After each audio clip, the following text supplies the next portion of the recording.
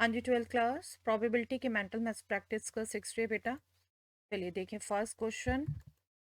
If A and B are independent events such that probability of not A is 0.65, probability of A union B is 0.65 and probability of B is B, then what is the value of B. I think simple understanding है, बिल्कुल आप try कर सकते हैं बेटा, करिए कोशिश।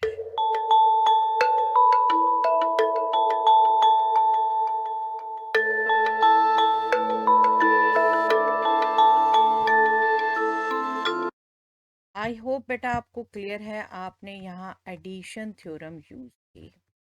Addition theorem, probability of A union B is probability A plus probability B minus probability A intersection B. ठीक है, प्रोबेबिलिटी ए यूनियन बी आप बिल्कुल लिख पा रहे हैं 0.65, प्रोबेबिलिटी ए 0.65 1 में से माइनस होगा क्योंकि प्रोबेबिलिटी नॉट ए क्या होगा 1 माइनस प्रोबेबिलिटी ए, तो probability A 1 minus 0.65 that means 0.35। Probability B दे रखा है आपको पी, और क्योंकि ये इंडिपेंडेंट इवेंट्स दे रखे हैं तो प्रोबेबिलिटी ए इंटरसेक्शन बी क्या हो गया, probability A into probability, right, यही होगा। अब आप 0.65 इधर ले आते हैं 0.35, तो सब्ट्रैक्ट करके 0.30, 1 minus 0.35 that means 0.65 P. Just P क्या हो गया, डेसिमल प्लेसेस सेम है बेटा, 30/65, जो इसलिए आप सोच पाएंगे 5 से कट हो जाता है 6 पाई। ओके, कैलकुलेशन मेंटली आपने फास्ट करनी है, बस ये फटाफट, ये तो मैं आपको दिखा देती हूँ, बार बार कहती हूँ बेटे, मैं तो ये समझ के चल रही हूँ हर कोई मेंटल मैथ्स क्विज में नहीं जा रहा, लेकिन अपनी मेन एग्जाम की प्रिपरेशन जरूर कर, और मेरे लिए ये सब क्वेश्चंस बहुत अच्छे हैं प्रैक्टिस करवाने के ना। 6/13 is the answer. Next question. A bag contains 3 red and 5 black balls, and a second bag contains 6 red and 4 black balls. A ball is drawn from each bag. What is the probability that one ball is red and another ball is black? करिए बेटा।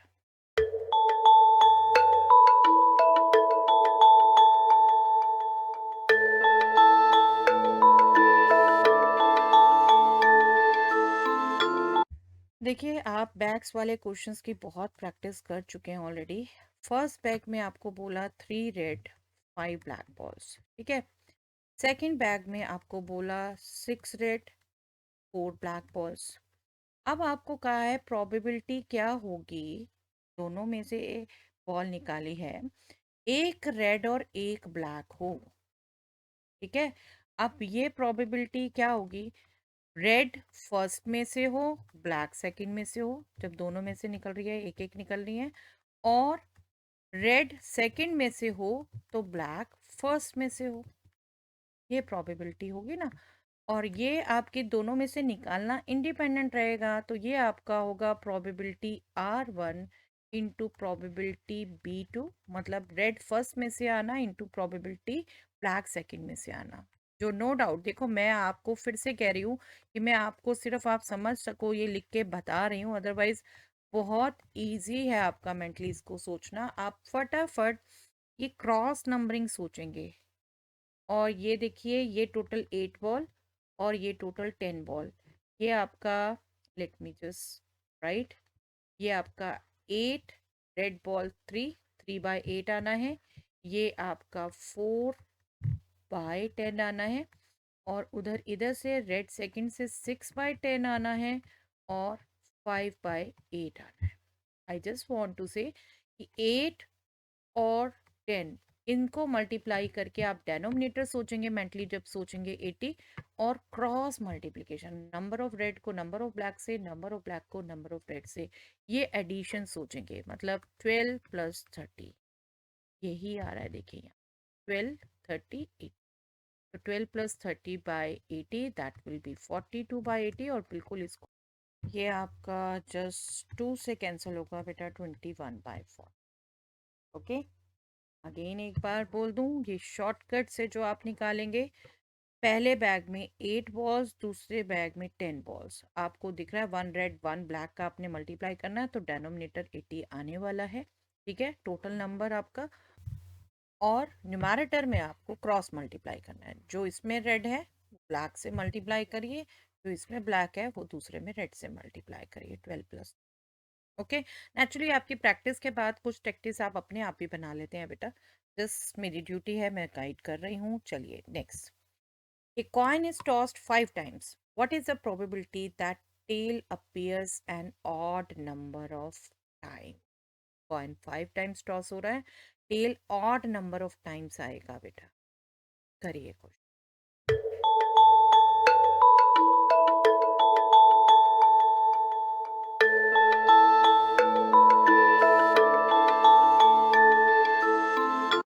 देखिए, आपको याद हो बेटा, तो मैं 11 से कोशिश करवाती जा रही थी आप नंबर ऑफ टेल्स या हेड पे बात करें। ठीक है, 0 टेल आए, 1 टेल आए, 2 टेल आए, 3 आए, 4 आए, 5 आए, यही पॉसिबिलिटी है। रैंडम वेरिएबल एक्स ले रहे हैं हम नंबर ऑफ टेल्स को, तो और ये नंबर आपको अगर प्रैक्टिस है मेरे साथ, तो इनका जो नंबर बनेगा, 0 मतलब एक बार भी टेल ना आए, वो सिर्फ 1 आउटकम है। एक बार आए वो 5 आउटकम्स हैं। 2 बार आए वो 10 आउटकम्स हैं, ये 10 आउटकम्स हैं, ये 5 आउटकम्स हैं, ये 1 आउट, मतलब इक्वली डिस्ट्रीब्यूटेड है। ठीक है। Odd number of times tail आए, मतलब ये और ये कंसिडरेशन होगी आपकी, सिर्फ 1 टाइम आए, 3 टाइम आए, 5 टाइम आए। अब इसमें देखो, इसमें भी 5 10 1, टोटल हमारा 1 1 2 टाइम्स, 5 2 टाइम्स, 10 2 टाइम्स था। तो टोटल आउटकम्स 32 हैं बेटा, और 50%, 50% 16 हमारी फेवरेबल हैं। That means half probability. Right. ये नंबर की अंडरस्टैंडिंग बहुत कारगर है बेटा। अगर आप ये नंबर की अंडरस्टैंडिंग आउटकम्स में सैंपल स्पेस देख के अपने माइंड में बिठा के बैठे हो, तो बहुत जल्दी नहीं निकलता है क्वेश्चन, इसलिए मैं 11 से डाल रही थी आपको आदत। ठीक है, चलिए next. A pair of dice is thrown 7 times. If getting a total of 7 is considered a success, then what is the probability of getting at most 6 successes? ये बर्नौलीज ट्रायल का क्वेश्चन है बेटा। नो डाउट वो आपने नहीं किया हुआ, लेकिन कुछ बच्चों ने किया हुआ हो तो वो ट्राई करेंगे अपने लेवल पे। अगर हम रैंडम वेरिएबल एक्स नाम देते हैं, तो उसके सक्सेसेस आर होने की probability N C R Q power N minus R P power R होती है, जहाँ पर पी होती है probability of success and Q होता है प्रोबेबिलिटी ऑफ फेलियर। तो पी प्लस क्यू हमेशा 1। ठीक है, तो ये छोटा सा हिंट दे दिया, कोई नया बच्चा भी ट्राई करना चाहता है कर ले। अगर अदरवाइज जिन्होंने पर नॉलेज ट्रायल किया हुआ है, ये उसका उसके बेस क्वेश्चन है, करिए ट्राई।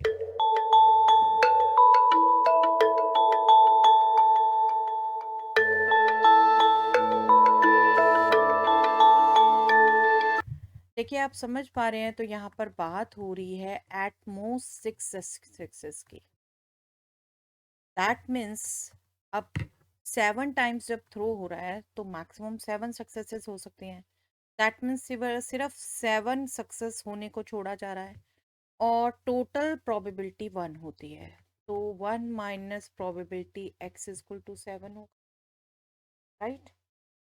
तो आपके 7 आना, ये आप विजुलाइजेशन कर सकते हो बिल्कुल, जहां आपकी आउटकम्स आप ध्यान रखते हो इस फॉर्मेट से। 7 आना, 6 1 आउटकम, 5 2 4 3 3 4 2 5 1 6, इस तरीके से डायगोनली होगा। और ये कितनी आउटकम्स हैं? 6। तो 7 सम आने की प्रोबेबिलिटी, सक्सेस की प्रोबेबिलिटी 6/36 होगी, 1/6। और क्यू क्या हो गई? 1 - 1/6, दैट मीन्स 5/6। ओके। तो 7 आपका जो एक्स मान रहे हो, तो ये फॉर्मूले में आप लगाओगे 7C7, टोटल भी 7 है और 7 ही आप कह रहे हो कि 7 टाइम सक्सेस हो जाए। फेलियर, ये 7 माइनस 7 0 ही हो जाएगा। यहाँ क्या प्रोबेबिलिटी आती है फर्क नहीं पड़ता, 1 होने वाला है। पी आपका 1/6 और आर विल बी 7। तो आपकी 7 1 होता है, 1 माइनस 1/6 पावर 7। ठीक है, फिर से कहूंगी जिन्होंने पर नॉलेज ट्रायल नहीं की वो परेशान ना हो। ये आपका क्वेश्चन वैसे सीबीएसई पॉइंट ऑफ व्यू से आउट ऑफ कोर्स ही। ठीक है, कंपटीशन वाले बच्चे अगर कुछ कर चुके हैं ये टॉपिक तो एक बार डिस्कस कर लिया। चलिए, a die is thrown twice and the sum of the numbers appearing is noted to be 6. Find the conditional probability that the number 4 has appeared at least once. बहुत सिंपल है question बेटा। अगर आपको conditional probability की understanding है तो वो understanding ही use करनी है।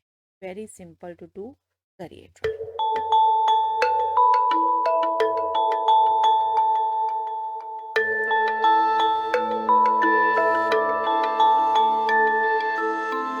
देखिए यहाँ पर भी बाय चांस सेम एग्जांपल है, डाई ट्वाइस रोल हो रही है और आपका सम कहाँ है, 6 आए। सम 6 आए तो दैट मीन्स ये सम में यूं डायगनली जाना है ना। हमने आपको मैंने ये बार बार हिंट दिया हुआ है, सम 2 सम 3 सम 4 सम 5 सम 6 सम 7 8 9 यूं हमने right to left diagonally move करना है आउटकम्स देखने के लिए। ठीक है, तो सम 6 आए तो आपके पास फेवरेबल आउटकम्स 4 हो गए और आपको कहा है कि कंडीशनल प्रोबेबिलिटी फाइंड आउट करिए। 4 has appeared once. Okay, let me just once write all the outcomes. 5 1 4 2 3 3 2 4 1 5। ये आप सोच पाते हैं जो उसके फेवरेबल आउटकम्स हैं। मतलब ये एक तरीके से आप सैंपल स्पेस है, सैंपल स्पेस।